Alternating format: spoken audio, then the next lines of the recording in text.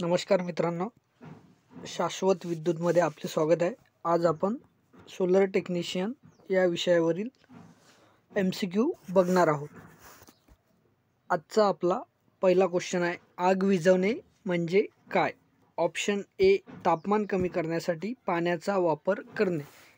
Option B आहे, ऑक्सिजनच्या पुरवठ्यापासून आग वेगळी करणे. ऑप्शन सी आहे, आगपासून इंधन घटक काढून टाकणे.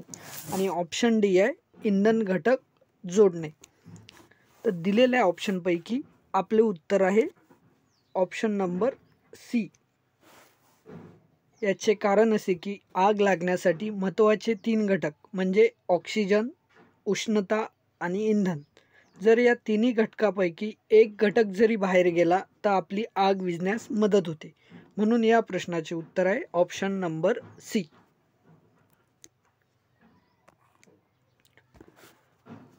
पुढील प्रश्न आहे, इलेक्ट्रिशियन सोल्डरमध्ये वापरण्यात येणारे लीड आणि टीनचे प्रमाण किती असते? ऑप्शन ए आहे टीन 40%, लीड 60%. ऑप्शन बी आहे टीन 60% आणि लीड 40%. ऑप्शन सी आहे टीन 30% आणि लीड 70%. ऑप्शन डी आहे लीड 37% आणि टीन 63%. दिलेल्या ऑप्शनपैकी आपले उत्तर आहे ऑप्शन नंबर बी, म्हणजेच टीन हे 60% आणि लीड हे 40%. असे हे दोघांचे गुणोत्तर मिळून टोटली इलेक्ट्रिशियन सोल्डरिंगची वायर तयार केली जाते, जी आपण कुठं जॉईंट सोल्डर करायला किंवा कुठं कंपोनंट फिक्सिंगसाठी वापरतो. पुढील प्रश्न आहे, स्टँडर्ड वायर गेजमध्ये वायरचा आकार मोजण्यासाठी संभाव्य श्रेणी काय आहे? यालाच आपण मानक वायर गेज सुद्धा म्हणतो. दिलेल्या ऑप्शनपैकी जे ऑप्शन नंबर डी आहे म्हणजे 0 to 36 हे आपले करेक्ट उत्तर आहे. आकृतीत दाखवल्याप्रमाणे तुम्ही बघत असाल की 0 नंबरचा गेज हा मोठ्या आकाराचा आहे आणि 36 नंबरचा जो गेज आहे तो लहान आकाराचा दिसत आहे.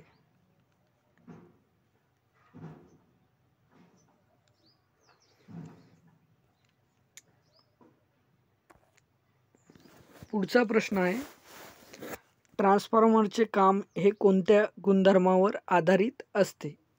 ऑप्शन आहेत ओहमच्या नियमावर. दुसरा ऑप्शन आहे फॅराडेच्या म्युच्युअल इंडक्शनच्या नियमावर. ऑप्शन सी आहे किर्चॉफच्या नियमावर. ऑप्शन डी आहे वरीलपैकी सर्व. तर दिलेल्या ऑप्शनपैकी आपले उत्तर आहे बी, म्हणजेच फॅराडेच्या म्युच्युअल इंडक्शनच्या नियमावर. ट्रान्सफॉर्मर जे की आपण व्होल्टेजची लेवल कमी किंवा जास्त करण्यासाठी वापरतो, याचे जे काम असतं ते म्युच्युअल इंडक्शनच्या तत्वावर काम करते. याला 2 वाइंडिंग असतात, प्रायमरी वाइंडिंग आणि सेकंडरी वाइंडिंग. चित्रात दाखवल्याप्रमाणे आपण प्रायमरी वाइंडिंगला सप्लाय देतो जो की AC असतो आणि सेकंडरीला आपला लोड कनेक्टेड असतो.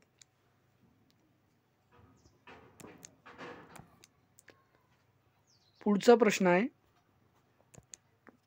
जर व्होल्टेज हे 12 व्होल्ट आणि करंट I हा 4 एम्पियर तर सर्किटमध्ये असणारे प्रतिरोध म्हणजेच रेजिस्टन्सचे मूल्य किती आहे? याला आपण आता सॉल्व करू. तुम्हा सर्वांना माहीतच आहे की ओहम लॉ म्हणजे काय असते, V = I × R. आता ह्यापैकी आपल्याला व्होल्टेजची व्हॅल्यू माहीत आहे, V = 12 व्होल्ट, करंट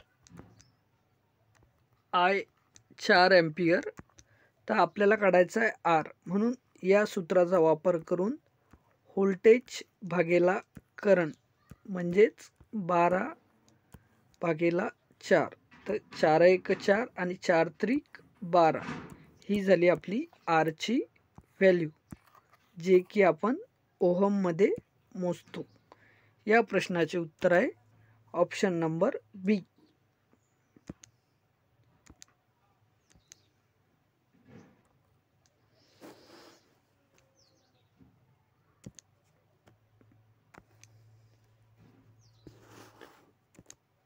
पुढील प्रश्न आहे, DC सर्किटची पॉवर मोजण्यासाठी कोणते सूत्र वापरले जाते?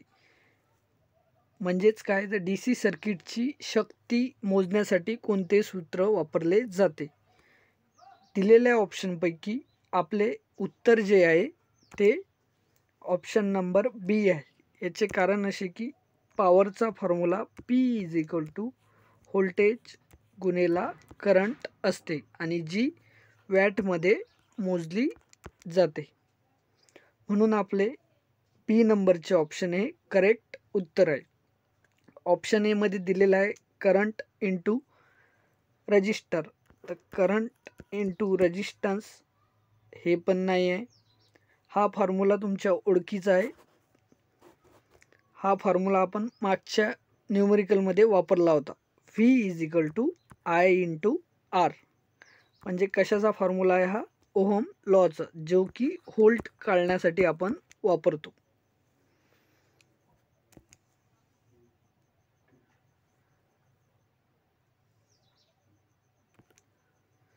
जो की इथं या क्वेश्चनमध्ये आपण वापरला आहे. पुढील प्रश्न आहे, पोटेन्शियल ट्रान्सफॉर्मर सबस्टेशनमध्ये काय काम करते? ऑप्शन आहे व्होल्टेज लेवल वाढवते, ऑप्शन बी आहे व्होल्टेज लेवल कमी करते, ऑप्शन सी आहे व्होल्टेज सारखे ठेवते आणि ऑप्शन डी आहे वरील सर्व. तर मित्रांनो, पोटेन्शियल ट्रान्सफॉर्मर आणि करंट ट्रान्सफॉर्मर हे इन्स्ट्रुमेंट ट्रान्सफॉर्मरचे वेगवेगळे प्रकार आहे.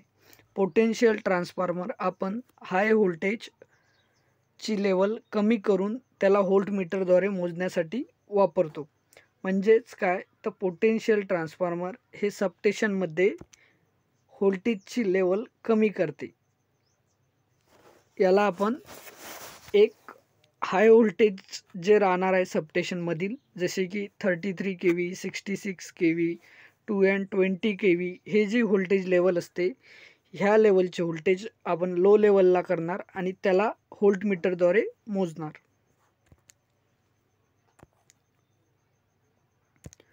पुढील प्रश्न आहे, ACSRचे पूर्ण रूप काय आहे? आता ACSR म्हणजेच की जो कंडक्टर आपण ओव्हरहेड लाईनला वापरतो त्याचा हा प्रकार आहे. दिलेल्या ऑप्शनपैकी aluminium conductor steel rigid, option B आहे aluminium conductor steel reinforce, option C आहे all conductor steel rigid, option D आहे ॲल्युमिनियम कंडक्टर सिल्वर रेनफोर्स. तर या दिलेल्या ऑप्शनपैकी आपले करेक्ट उत्तर आहे ॲल्युमिनियम कंडक्टर स्टील रेनफोर्स. या कंडक्टरमध्ये सेंटर पार्ट हा स्टील रेनफोर्स असतो आणि त्याच्या अवतीभोवती ॲल्युमिनियम कंडक्टर हे ट्विस्ट केलेले असतात.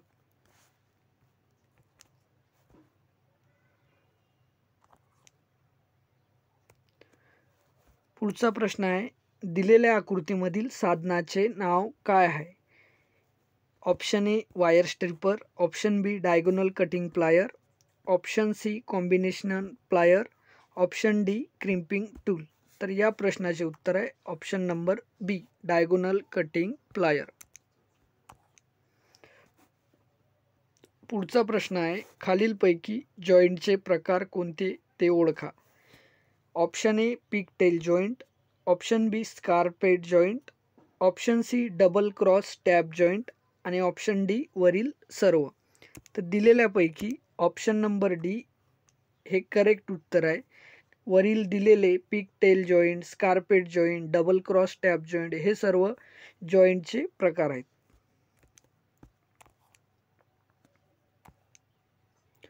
पुढचा प्रश्न असा आहे की सबस्टेशनमध्ये कोणते घटक असतात? आता सबस्टेशन म्हणजे काय हे सर्वांना माहीतच आहे. यामध्ये option A lighting arrester, option B current transformer, option C circuit breaker आणि डी आहे वरील सर्व. सबस्टेशनमध्ये जेव्हा तुमची लाईन ट्रान्समिशनद्वारे सबस्टेशनला येते, त्याची व्होल्टेज लेवल कमी करून त्याला आणखी डिस्ट्रीब्युशन लेवलला ज्या एरियामध्ये तुमची लाईन पाठवायची आहे तिथं आपण वेगवेगळ्या फीडरद्वारे डिस्ट्रीब्यूट करतो. तर या सबस्टेशनमध्ये वेगवेगळे जे घटक असतात, जसे की transformer, potential transformer, current transformer, isolator, circuit breaker हे सर्व वेगवेगळे इक्विपमेंट लागलेले असतात. तर या प्रश्नाचं उत्तर आहे ऑप्शन नंबर डी, वरील सर्व. पुढचा प्रश्न आहे, आकृतीमधील चिन्हाचे नाव काय आहे? ऑप्शन ए बॅटरी आणि current, option B voltage source आणि current source, option C voltmeter आणि ॲमीटर, ऑप्शन डी वरील सर्व. तुम्ही आकृतीमध्ये बघता की मायनस प्लस हा झाला तुमचा व्होल्टेज सोर्स आणि जो दुसरा आहे तो तुमचा आहे करंट सोर्स. हे दोन्ही जे वेगवेगळे सिम्बॉल आहे, वरील जो सिम्बॉल आहे हा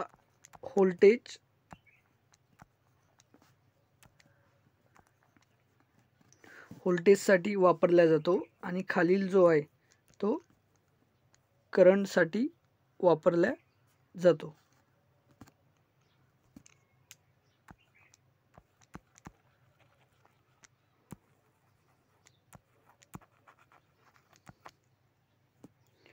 या प्रश्नाचे उत्तर आहे ऑप्शन नंबर बी, व्होल्टेज सोर्स आणि करंट सोर्स. पुढचा प्रश्न आहे, सर्व्हिसिंग आणि दुरुस्तीच्या कामासाठी कोणत्या प्रकारची सोल्डरिंग पद्धत वापरली जाते? ऑप्शन ए सोल्डरिंग लोहसह सोल्डरिंग, ऑप्शन बी सोल्डरिंग गनसह सोल्डरिंग, ऑप्शन सी एक ज्योतसह सोल्डरिंग आणि ऑप्शन डी आहे डीप सोल्डरिंग. दिलेल्या ऑप्शनपैकी आपले उत्तर आहे ऑप्शन नंबर बी. जेव्हा आपण एखाद्या इलेक्ट्रिक सर्किटची किंवा PCBची रिपेरिंग किंवा दुरुस्तीसाठी वापरतो किंवा सर्व्हिसिंग रिलेटेड वर्क करतो तेव्हा आपण सोल्डरिंग गनसह सोल्डरिंग वापरतो, ज्याला आपण सोल्डर गन म्हणतो. सोल्डर वायर, फ्लक्स वगैरे वापरून आपण जिथं कुठं सोल्डरिंग लागणार आहे तिथं सोल्डर करत असतो.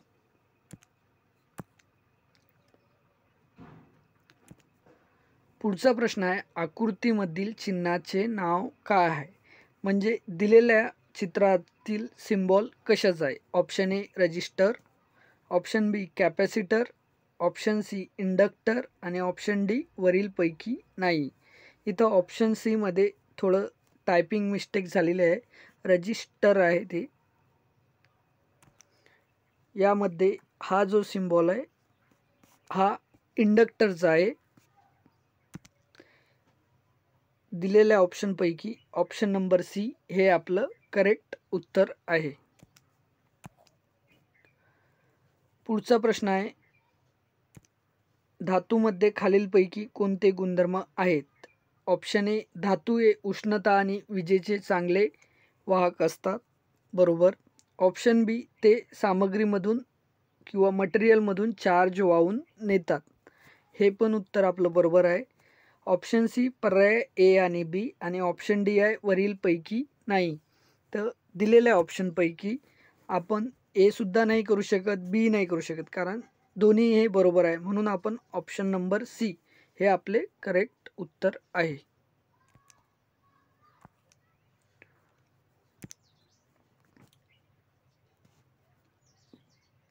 पुढचा प्रश्न आहे, घन सॉलिड कंडक्टरपेक्षा अडकलेल्या म्हणजे स्ट्रँडेड कंडक्टरचा काय फायदा आहे? ऑप्शन ए खर्च कमी आहे, ऑप्शन बी अधिक लवचिक, ऑप्शन सी कमी व्होल्टेज ड्रॉप, ऑप्शन डी अधिक इन्सुलेशन प्रतिरोध.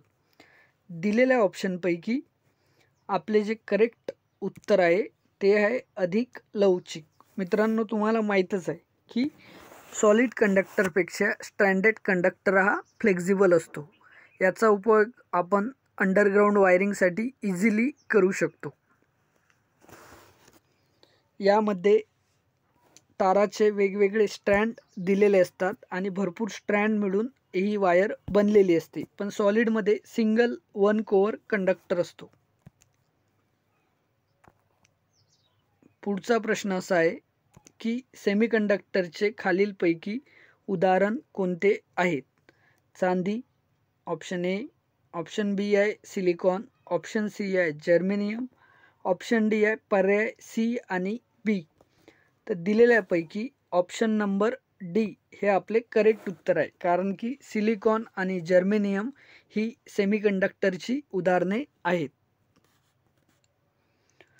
पुढचा प्रश्न असा आहे की 750 वॅट 240 व्होल्ट विद्युत इस्त्री जर आपण 90 मिनिटे चालवली तर ते किती विद्युत ऊर्जा वापरेल. यामध्ये आपल्याला न्यूमरिकल सॉल्व करून त्याचे करेक्ट आन्सर शोधायचे आहे. आपल्याला विद्युत इस्त्री म्हणजेच आयरनचे स्पेसिफिकेशन दिलेले आहे की ती 750 वॅट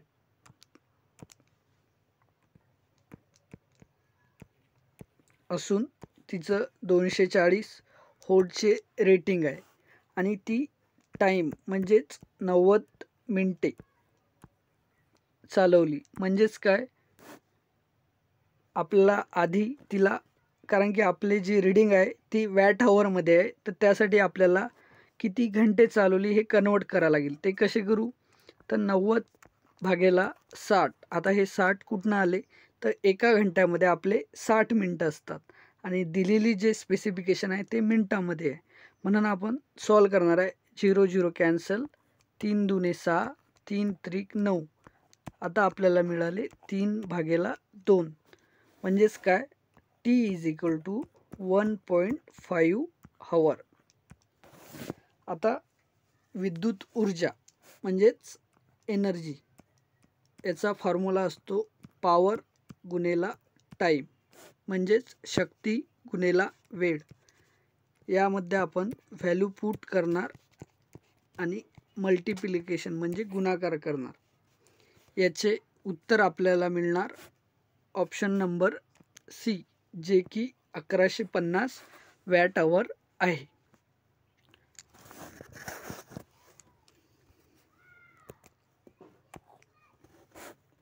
पुढचा प्रश्न असा आहे की खालीलपैकी उपकरणामधून किंवा सोर्समधून कोणता प्रवाह सप्लाय भेटतो. चित्रात जे दाखवलेले आहे की फर्स्ट जनरल पर्पज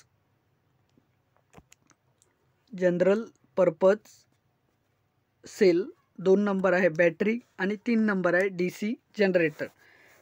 तर यामध्ये वेगवेगळे ऑप्शन दिलेले आहेत. जसं पहिला ऑप्शन आहे DC प्रवाह, दुसरा आहे AC प्रवाह, सी आहे वरीलपैकी नाही आणि डी आहे ए किंवा बी म्हणजे DC सप्लाय किंवा AC सप्लाय. तर या प्रश्नाचे उत्तर असे आहे की DC प्रवाह आपल्याला या स्रोतमधून मिळणार. जो आपण सेल वापरतो, छोटा घड्याळाचा सेल म्हणू शकतो किंवा बॅटरी म्हणू शकतो, यामधून आपल्याला DC सप्लाय भेटतो. आणि जे जनरेटर आहे ती DC जनरेटर आहे, त्यामुळे आपल्याला त्याच्यामधून DC सप्लाय मिळणार आहे. या तिन्ही सोर्समधून आपल्याला DC सप्लाय मिळणार आहे.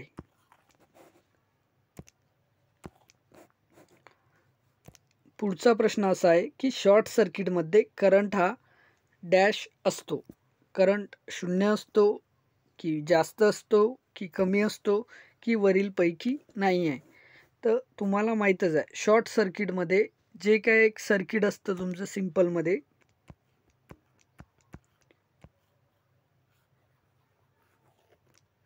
हा तुमचा सोर्स झाला, हा तुमचा लोड झाला. जर इथं एखादी वायर कट झाली आणि दोन्ही टर्मिनलला जसं की प्लस मायनसला टच झाली, तर यामध्ये एक शॉर्ट सर्किट तयार होतं. यामध्ये काय होतो की जो होणारा जो फ्लो आहे करंटचा तो हायली होतो. यामध्ये जे काही करंट फ्लो होणार आहे तो मोठ्या प्रमाणात फ्लो होतो. या प्रश्नाचे उत्तर आहे ऑप्शन नंबर बी, जास्त. तुम्ही चित्रामध्ये बघताच आहे किंवा तुम्ही शॉर्ट सर्किट वगैरे बघितलेच असणार, तिथं मोठ्या प्रमाणात स्पार्किंग होऊन आग लागण्याची शक्यता असते.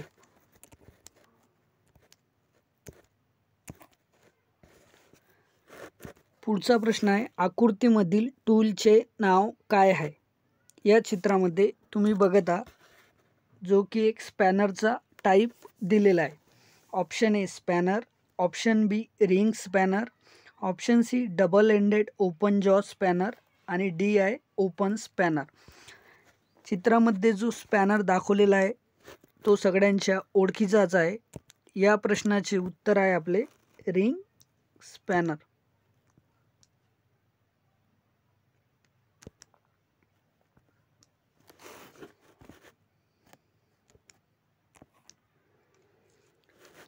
पुढचा प्रश्न असा आहे की चुंबकाचे खालीलपैकी कोणत्या आकारामध्ये असतात किंवा असते. ऑप्शन ए बार चुंबक, ऑप्शन बी घोड्याचा नाल चुंबक, ऑप्शन सी विशेष आकार चुंबक, ऑप्शन डी वरीलपैकी सर्व. मित्रांनो, तुम्ही इमेजमध्ये बघत असा की हॉर्स शू मॅग्नेट म्हणजेच घोड्याच्या नाल आकाराचे चुंबक आहे. दुसरं बी जे की रिंग मॅग्नेट, तिसरं यू शेप मॅग्नेट आणि चौथ्या नंबरचं जे आहे की जे बार मॅग्नेट आणि लास्टवालं जे दिसते ग्रीन आणि ऑरेंज कलरमधलं ते आहे सिलेंड्रिकल मॅग्नेट. तर दिलेल्या ऑप्शनपैकी सर्व प्रकारचे मॅग्नेट असतात म्हणून आपले उत्तर आहे वरीलपैकी सर्व.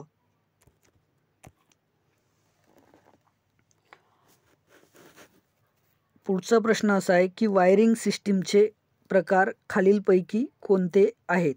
Option A tree system, option B ring main system, option C distribution system आणि ऑप्शन डी आहे वरील सर्व. या प्रश्नाचे उत्तर आहे ऑप्शन नंबर डी वरील सर्व. हे वेगवेगळे वायरिंगचे प्रकार आहेत. म्हणजेच काय तर वायरिंग सिस्टीम ज्या वेगवेगळ्या प्रकारच्या आपण वापरतो रेसिडेन्शियलमध्ये किंवा कमर्शियलमध्ये, तर ह्यापैकी आपण वेगवेगळ्या प्रकारच्या वायरिंग वापरू शकतो.